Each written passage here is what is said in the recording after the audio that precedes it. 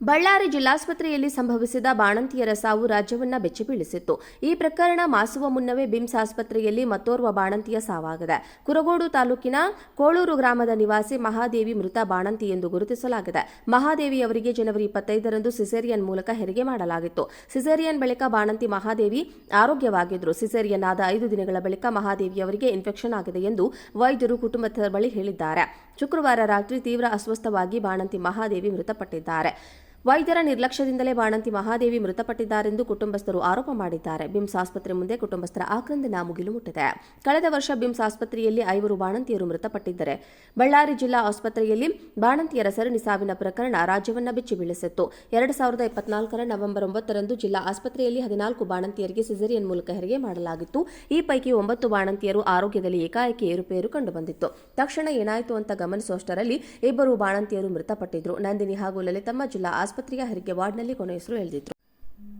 ಬಳ್ಳಾರಿ ಜಿಲ್ಲಾಸ್ಪತ್ರೆಯಲ್ಲಿ ಸಂಭವಿಸಿದ ಬಾಣಂತಿಯರ ಸಾವು ರಾಜ್ಯವನ್ನ ಬೆಚ್ಚಿಬೀಳಿಸಿತ್ತು. ಈ ಪ್ರಕರಣ ಮಾಸುವ ಮುನ್ನವೇ ಬಿಮ್ಸ್ ಆಸ್ಪತ್ರೆಯಲ್ಲಿ ಮತ್ತೋರ್ವ ಬಾಣಂತಿಯ ಸಾವಾಗಿದೆ. ಕುರಗೋಡು ತಾಲೂಕಿನ ಕೋಳೂರು ಗ್ರಾಮದ ನಿವಾಸಿ ಮಹಾದೇವಿ ಮೃತ ಬಾಣಂತಿ ಎಂದು ಗುರುತಿಸಲಾಗಿದೆ. ಮಹಾದೇವಿ ಅವರಿಗೆ ಜನವರಿ 25ರಂದು ಸಿಸೇರಿಯನ್ ಮೂಲಕ ಹೆರಿಗೆ ಮಾಡಲಾಗಿತ್ತು. ಸಿಸೇರಿಯನ್ ಬಳಿಕ ಬಾಣಂತಿ ಮಹಾದೇವಿ ಆರೋಗ್ಯವಾಗಿದ್ದರು. ಸಿಸೇರಿಯನ್ ಆದ 5 ದಿನಗಳ ಬಳಿಕ ಮಹಾದೇವಿ ಅವರಿಗೆ ಇನ್ಫೆಕ್ಷನ್ ಆಗಿದೆ ಎಂದು ವೈದ್ಯರು ಕುಟುಂಬದ ಬಳಿ ಹೇಳಿದ್ದಾರೆ. ಶುಕ್ರವಾರ ರಾತ್ರಿ ತೀವ್ರ ಅಸ್ವಸ್ಥವಾಗಿ ಬಾಣಂತಿ ಮಹಾದೇವಿ ಮೃತಪಟ್ಟಿದ್ದಾರೆ. ವೈದ್ಯರ ನಿರ್ಲಕ್ಷ್ಯದಿಂದಲೇ ಬಾಣಂತಿ ಮಹಾದೇವಿ ಮೃತಪಟ್ಟಿದ್ದಾರೆಂದು ಕುಟುಂಬಸ್ಥರು ಆರೋಪ ಮಾಡಿದ್ದಾರೆ. ಬಿಮ್ಸ್ ಆಸ್ಪತ್ರೆ ಮುಂದೆ ಕುಟುಂಬಸ್ಥರ ಆಕ್ರಂದನ ಮುಗಿಲು ಮುಟ್ಟಿದೆ. ಕಳೆದ ವರ್ಷ ಬಿಮ್ಸ್ ಆಸ್ಪತ್ರೆಯಲ್ಲಿ 5 ಬಾಣಂತಿಯರು ಮೃತಪಟ್ಟಿದ್ದರೆ ಬಳ್ಳಾರಿ ಜಿಲ್ಲಾ ಆಸ್ಪತ್ರೆಯಲ್ಲಿ ಬಾಣಂತಿಯರ ಸರಣಿ ಸಾವಿನ ಪ್ರಕರಣ ರಾಜ್ಯವನ್ನ ಬೆಚ್ಚಿಬೀಳಿಸಿತ್ತು. 2024 ನವೆಂಬರ್ 9ರಂದು ಜಿಲ್ಲಾ ಆಸ್ಪತ್ರೆಯಲ್ಲಿ 14 ಬಾಣಂತಿಯರಿಗೆ ಸಿಸೇರಿಯನ್ ಮೂಲಕ ಹೆರಿಗೆ ಮಾಡಲಾಗಿತ್ತು. ಈ ಪೈಕಿ 9 ಬಾಣಂತಿಯರು ಆರೋಗ್ಯದಲ್ಲಿ ಏಕಾಏಕಿ ಏರುಪೇರು ಕಂಡುಬಂದಿತ್ತು. ತಕ್ಷಣ ಏನಾಯಿತು ಅಂತ ಗಮನಿಸುವಷ್ಟರಲ್ಲಿ 2 ಬಾಣಂತಿಯರು ಮೃತಪಟ್ಟಿದ್ರು. ನಂದಿನಿ ಹಾಗೂ ಲಲಿತಮ್ಮ ಜಿಲ್ಲಾ ಆಸ್ಪತ್ರೆಯ ಹೆರಿಗೆ ವಾರ್ಡ್ನಲ್ಲಿ ಕೊನೆಯುಸಿರು ಎಳೆದಿದ್ರು. ಬಳ್ಳಾರಿ ಜಿಲ್ಲಾಸ್ಪತ್ರೆಯಲ್ಲಿ ಸಂಭವಿಸಿದ ಬಾಣಂತಿಯರ ಸಾವು ರಾಜ್ಯವನ್ನ ಬೆಚ್ಚಿಬೀಳಿಸಿತ್ತು.